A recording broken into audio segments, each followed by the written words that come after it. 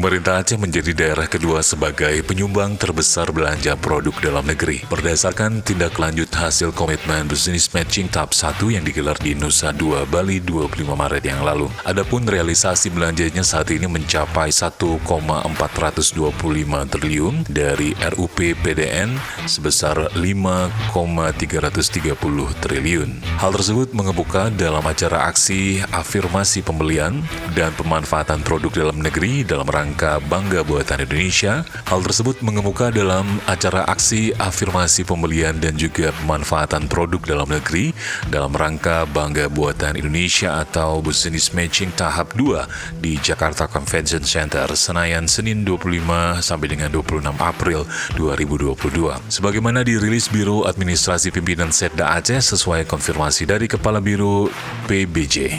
Kepala Biro Pengadaan Barang dan Jasa Sekretariat Daerah Aceh, T. Aznal Zahri mengatakan, dalam rangka pemanfaatan belanja PDN, pemerintah Aceh telah mengadakan e-katalog lokal untuk satu etalase yaitu rumah layak huni dengan realisasi mencapai 783,83 miliar. Aznal juga mengatakan dalam rangka mendukung percepatan pengadaan barang dan jasa, pemerintah Aceh telah melakukan penandatanganan kontrak bersama pada 11 Maret lalu dengan nilai 1 triliun.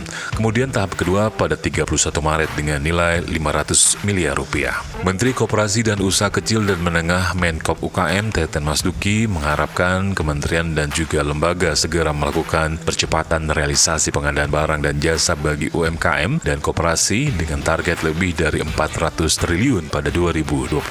Teten juga mengatakan Presiden Joko Widodo telah menginstruksikan seluruh kementerian dan juga lembaga pemerintah daerah dan juga badan usaha milik negara menghentikan pembelian barang dan impor untuk mengoptimalisasikan pembelian produk dalam negeri atau PDN.